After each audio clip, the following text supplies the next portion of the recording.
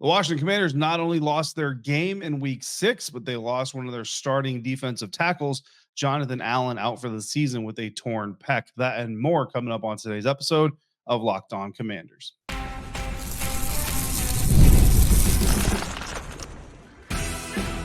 You are Locked On Commanders, your daily podcast on the Washington Commanders.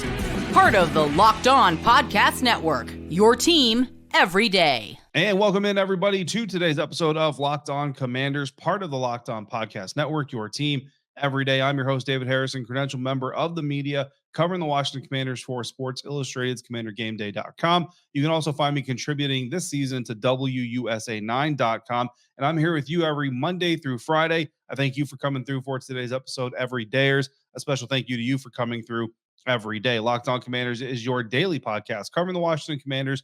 And if you haven't already, please do. And you can subscribe for free on YouTube or wherever you are listening to today's episode, in which we're going to talk about a little bit of what Dan Quinn was talking about the day following his team's 30-23 loss to the Baltimore Ravens in week 6 of the NFL schedule. We're going to talk about 3 things we want to sustain, 3 things we want to improve upon coming from week 6 to week 7, and the Carolina Panthers getting set to come into town. And we are going to start it all off, however, with bad news, as defensive tackle John Allen's season has come to an end. Of course, if you want to get anything or everything more out of the Locked On Commanders podcast, all you got to do is sign up to become an insider today. Go to joinsubtext.com/LockedOnCommanders. And from there, you're going to get bonus texts from me, including live information from practices, press conferences, games, all that kind of stuff, bonus content. You're going to get invitations to our exclusive insider-only Zoom calls that are happening after every game nowadays. Try to do it once or twice per week, but at a minimum, we'll be doing those after every single game. It was an idea brought up by insiders. It's been a blast. It's been a lot of fun to do that, so we'll continue doing that. And, of course, you get to text me anytime you want to about any questions or any comments or any conversations you want to have about the Washington Commanders. It's a lot of fun. So, again, join subtext.com/LockedOnCommanders to try it out for free for the first 2 weeks. And if you like it, stick around. Today's episode is brought to you by Game Time. Download the Game Time app, create your account, use a promo code LOCKEDONNFL, and you'll get $20 off your first purchase. Jonathan Allen, defensive tackle, was injured late-ish in the Washington Commanders' loss to the Baltimore Ravens. Pretty quickly was actually ruled out of that game with a pec injury. And anytime a player is ruled out as quickly as Jonathan Allen was, you know it's not going to be great news. But I was hoping, and I know a lot of us were hoping, it wasn't going to be as bad as it turned out to be. Tom Pelissero reporting earlier on Monday, and then Dan Quinn confirming in his Zoom press conference with us Monday afternoon that Jonathan Allen has a torn pec. He is out for the season, will have surgery to repair that pec muscle. But bottom line is he is not going to be coming back this season. So it's going to be the first time since Jonathan Allen's rookie season, 2017, that he's going to appear in fewer than 15 games. Rookie year, he appeared in 5. This season, he appeared in 6. So every season between the two, he's been able to play in at least 15 games. The 118th ranked defensive lineman, according to PFF, in total defensive grade. But that sounds pretty bad. But in the essence of what he means to the Washington Commanders defense, right now he's leading all defensive linemen in tackles, both total and individual. He's second on the defensive line in tackles for loss with 2 of them, trailing just Clelin Ferrell, who has 3. He's second on the team in defense among the defensive linemen in quarterback hits with 6 of them. Dorrance Armstrong leads with 9. Dorrance Armstrong also injured on Sunday, but his prognosis at least appears to be a little bit better. 4th on the team in sacks right now with 2. So, you know, the Washington Commanders defense has had its struggles, right? It did better against the Arizona Cardinals, did better against the Cleveland Browns, but other than that has had its struggles. So Jonathan Allen, obviously a part of that unit. But the bottom line is, even with the struggles the team has had, Jonathan Allen has certainly been one of the better players on that front. He and Dorrance Armstrong Jr. Recently started kind of picking up that progress. And as you look at this game, I mean, when Dorrance Armstrong Jr. left the game, you saw an uptick in Derrick Henry's production. When Jonathan Allen left the game, I think you can see another uptick in that production for Derrick Henry as well. So in the short term, if you're looking for like a one-for-one replacement, I think Fedarian Mathis is more the John Allen type than, say, a Johnny Newton is. So that would be kind of your go-to if you're just kind of going to plug and play, replace him. But then Johnny Newton, Jazon Newton, the rookie out of Illinois, has more explosive ability, a little bit more dynamic ability. I think it's really going to come down to a matchup and a pairing. I don't think this team is going to necessarily come in here and be like, boom, that's our guy to start next to Daron Payne, and he's going to be the only guy getting those reps. I think it's going to be, again, just a conglomerate of players getting those reps. Long term, Jonathan Allen turns 30 in January. He's due $23 million against the salary cap next year, carries just a $6 million dead cap figure. So that means you save, if you're the Washington Commanders, $17 million if you don't bring Jonathan Allen back. 30-plus-year-old defensive tackle, a team that's kind of taking different steps and different strides. There was already question about whether Jonathan Allen was going to be a long-term part of this team. Now you have the injury that he's got to come back from, and you've got the $17 million in savings. It just kind of points to the likelihood that Jonathan Allen has probably taken his last snap as a member of the Washington Commanders. Of course, we wish him well. We wish him healthy. We wish the surgery goes well. We wish him a healthy recovery, of course, and we will dive deeper into those scenarios as the time permits and as the conversation really needs to be had coming into the offseason and all that. But I would be remiss if we did not at least acknowledge the elephant in the room, which is that Jonathan Allen, drafted 2017 out of Alabama by the Washington Commanders, by the Washington franchise, may have taken his last snap in burgundy and gold. And that would be unfortunate. Not the way you want to see anybody take their last snap. So again, all the well wishes out to Jonathan Allen as he goes through his upcoming surgery and then recovery. And the Washington Commanders are going to have to move on from that, and they're going to do it following a loss, right? What was supposed to happen? This is our AAR episode, so we always start off with what was supposed to happen. Well, the Ravens were supposed to win by 6.5 points. They end up winning by 7, so they covered the spread. And I decided we'd go through this AAR. It's been a while since we did a losing AAR episode, right? But I want to identify 3 plays that I feel like really doomed the Washington Commanders. And I feel like these 3 plays, if you reverse the fortune of these 3 plays, the Washington Commanders potentially come away with a victory. And I did it offense, defense, and special teams. So we're going all 3 phases here. Offensively, the play that we selected here, and there are some options here, but I think the play that I point to more than others was the dropped pass early in the game by Lamade Zacchaeus. Ball is on the Baltimore 41 at the time of the snap. It's 2nd and 12 for the Washington Commanders. Daniels pass goes to the right side of the field to Lamade Zacchaeus. He ends up dropping the pass. This is the pass that he's got in his hands, and he's starting to turn upfield, look upfield before he fully secures the ball, ends up dropping the pass. At the time, the score is 3-3, and the ball is dropped at the Baltimore 25-yard line. So you're firmly in field goal range as long as you make that catch, and you've got a new set of downs. So who knows what's going to happen after that. But because of the drop, or after the drop, 2 snaps later, the Washington Commanders punt. Baltimore gets the ball back, and they end up getting a touchdown to go up 10-3 on the ensuing drive. So if you get that catch, you get at least 3 points, I believe, from that drive, possibly a touchdown, right? But you at least get the 3 points. Defensively, we're going a little bit later in the game, 3rd and 2 at the Baltimore 38. So obviously a critical down, 3rd down, relatively short, so it's always hard to defend. But Lamar Jackson runs to the right side to the Washington 29 for a gain of 33 yards, where he's tackled by Jeremy Chinn. It's a right side quarterback sweep. The Ravens overload the left side of the offensive formation with the receivers. They get the matchup in man coverage, so it also pushes the majority of the Commanders' defenders to that side.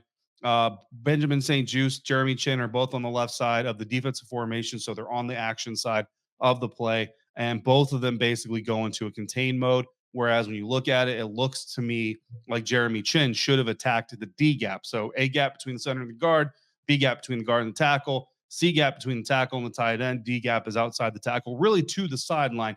And so in essence, anything outside the tight end, you're in the D gap, right? But when you have Benjamin St-Juste outside of you, like Jeremy Chinn does, you've got to trust him to contain that play. You got to trust him to get that outside edge. You've got to attack up the field, try to push Justice Hill, the blocking running back into the quarterback or into the play, and then trust the backside pursuit. If you can get Lamar Jackson even to kind of stutter step, hesitate a little bit, let that backside pursuit come in. Instead, both Chinn and Benjamin St-Juste essentially take a drifting, contained presence. Neither of them attacks the gap. Both of them just basically catch their blockers and get pushed upfield, and Lamar Jackson gets a big play. It puts the Baltimore Ravens in field goal range. 4 snaps later, they get those 3 points instead of leaving the field like they potentially could have if Jeremy Chinn specifically attacks that gap. So that's another 3 points. Now we're up 6 points. We've got 6 points more for the Washington Commanders than they were able to score on their own. Then special teams, it's low hanging fruit, but it's got to be the block field goal. Given Austin Seibert's history so far with the team, if that's not blocked, it's made. Now, I will say I think the kick was low trajectory. That's why it got blocked. So that's on Austin himself. But if that ball doesn't get blocked, it's probably a made field goal. You got 9 points on the board right now that you didn't have before, or at least a 9-point advantage, right? Take 3 points off the Ravens score, knock them down to 27. You add 6 to the Washington Commanders, and now you've got a 29-27 potential win for the Washington Commanders. Of course, all those plays change the game flow for both sides of the ball, and who knows what adjustments are made from there. But to me, those are 3 plays specifically, and defensively, you certainly have more options. But I wanted to go for one that wasn't so low hanging like the blocked field goal kick was. However, there are still some good things to take from this matchup. Of course, we've got our 3 sustains, our 3 improves, as we do every week following a game, win or lose. That's coming up next on today's episode of Locked On Commanders, part of the Locked On Podcast Network, your team every day. And we're doing that today thanks to our friends over at FanDuel. And NFL fans, you can get your big returns this NFL season with FanDuel, America's #1 sportsbook, because when you're watching a game, whether it be a Washington Commanders game, maybe it's a Baltimore Ravens game, if you're a local fan and you kind of have a split allegiance depending on who the matchups are, whatever it is, whatever game you're watching, Monday night against the Jets against the Buffalo Bills, you get a hunch in the middle of the game and you just think, I think this could be the outcome to this thing. You could go to FanDuel, not only look at the odds for the hunch that you've got, but you can get the live play-by-play, updated stats, and so much more in the exact same place where you can make that bet. And if it's your first bet of $5 or more, you'll get $200 in bonus bets guaranteed, whether you win or lose. So take full advantage of this latest opportunity from FanDuel. Go to FanDuel.com and download America's #1 sportsbook today. Again, $200 in bonus bets with your first $5 bets. Today's episode is also brought to you by Prize Picks. And with Prize Picks, you can win up to 100 times your money with as little as 4 correct picks. You'd pick 2 to 6 player stat projections.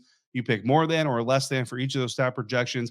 If you're right, you win money. And again, with as little as 4 correct picks, you can win 100 times your money. It's the best way to get into action in sports in over 30 states, including California, Florida, Georgia, and Texas. And if you sign up today, you'll get $50 instantly when you play $5. You don't even have to win. That $50 bonus is guaranteed. So if you think a certain player is going to get more than their projected stat line, take that player, add them to at least one more $5 play. You get $50 in bonuses, whether you win or lose. So cook up your hot takes with your friends and win real money this football season when you and your crew run your game on Prize Picks. Download the app today. Use the code LOCKEDONNFL to get $50 instantly after you play your first $5 lineup.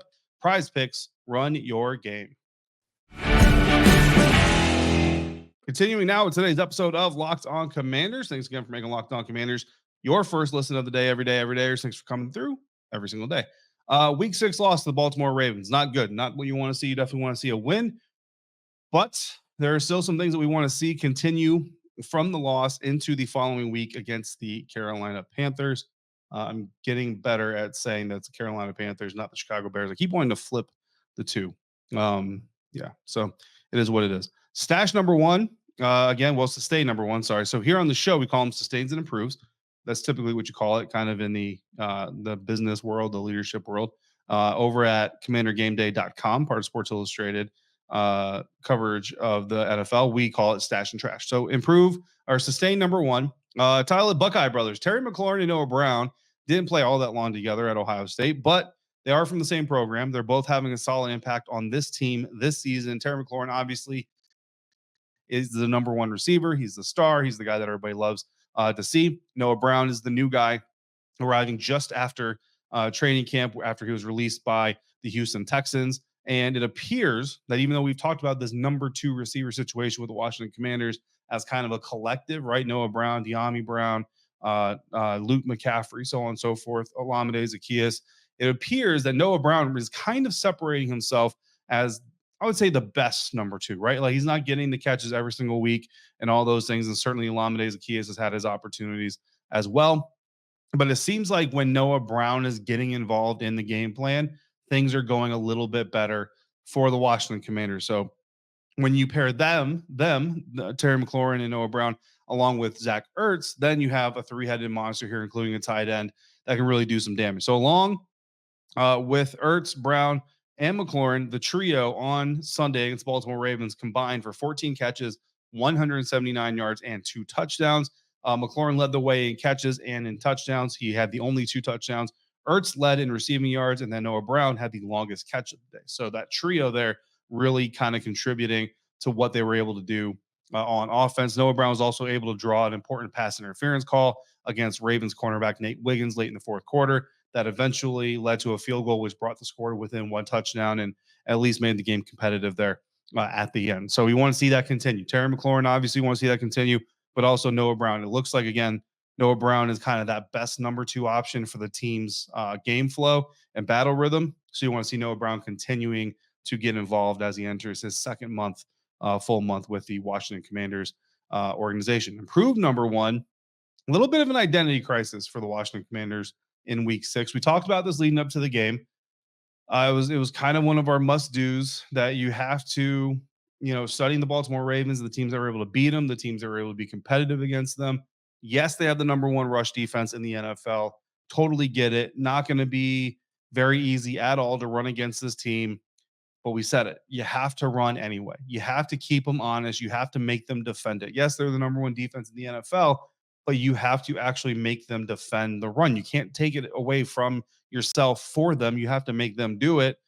And it's hard. It's hard to stick to a plan like that when the offense on the other side of the field is putting up points, when your defense is struggling. But bottom line here, Jayden Daniels sets a new career high in pass attempts with 35 on Sunday. However, even 4 of the runs that he had were design passes. So when you take that into account, and when you combine that with the 3 sacks, the Commanders and offensive coordinator Cliff Kingsbury called 42 passes on 56 total plays. That's 75% of the plays called on Sunday against the Ravens were passes.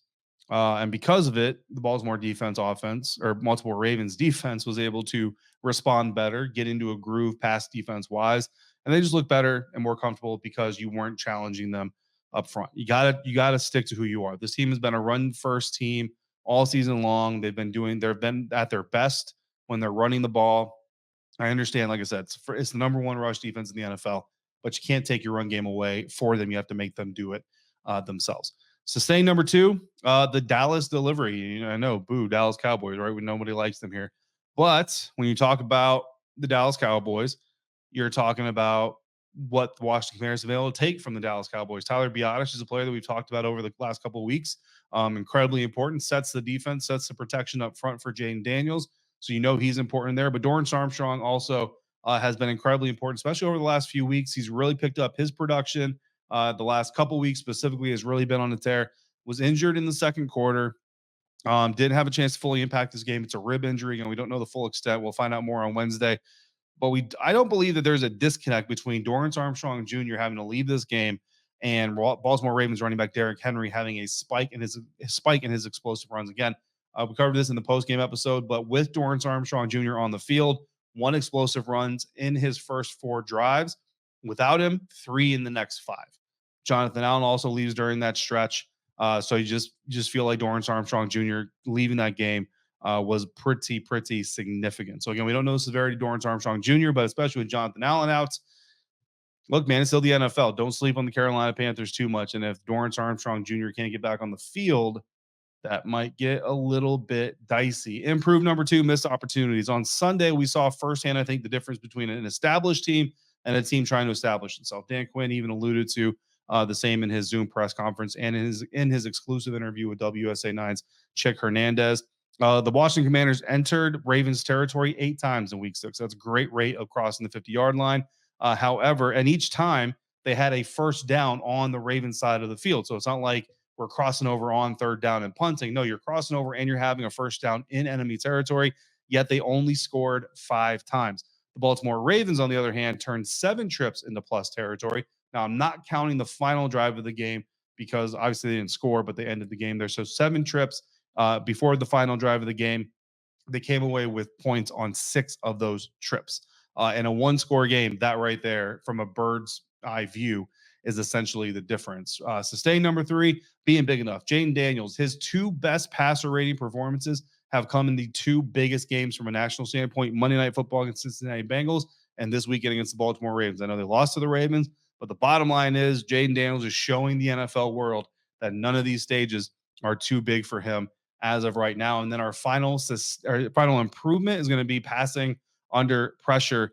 So Jayden Daniels faced 40% or less than a 40% pressure rate his first 4 weeks in the NFL. The last two, they've had a pressure rate of over 40% or 40% or better, I should say, for the opposing defense. Both weeks, Jayden Daniels has finished with a sub 70% completion rating. Is that a coincidence? To a certain extent, yes. Is it not a coincidence? To a certain extent, yes. Bottom line is you need to get this thing back to where Washington Commanders offense and quarterback, specifically Jayden Daniels, is not facing 40% or more pressure rates from his offensive line. You need to find a way to get back to that better protection that helped produce some of those 80+%, 90% completion rates. Not saying that that's what you should expect from Jayden every week, but you want to get back to that level of protection. We don't have a game ball because you don't give out game balls in losses, but we do have an unsung hero, and we got to talk about something that Dan Quinn was talking about on Monday. That is coming up next on today's episode of Locked On Commanders, part of the Locked On Podcast Network, your team every day. And that will come today thanks to our friends over at Game Time. Game Time has a new feature called Game Time Picks that makes getting tickets for your favorite live events even easier than before. Game Time Picks filters out the fluff to show you only incredible deals on great seats so you don't have to waste time searching through thousands and thousands of tickets through different events that some of them you just don't have any interest in. Curated deals make it easier to find the best price on the greatest seats. For example, my Game Time Picks right now features tickets to see the Chicago Bears, not this weekend, next weekend. Visit the Washington Commanders on October 27th for $140, or the Vegas Golden Knights visiting the Washington Capitals for $10, or the Boston Celtics visiting the Washington Wizards for $38. It'd be really interesting if the Celtics were visiting the Commanders. And with all-in pricing toggled on my app, I get all of my totals up front, so there's no surprises at checkout. So take the guesswork out of buying concert tickets, game tickets, any live tickets with Game Time. Download the Game Time app, create your account, use the code LOCKEDONNFL for $20 off your first purchase. Terms apply. Again, create your account, redeem the code LOCKEDONNFL for $20 off. Download Game Time today. What time is it? Game time. Wrapping up today's episode of Locked On Commanders. This is our AAR episode. And so we're talking about what was supposed to happen.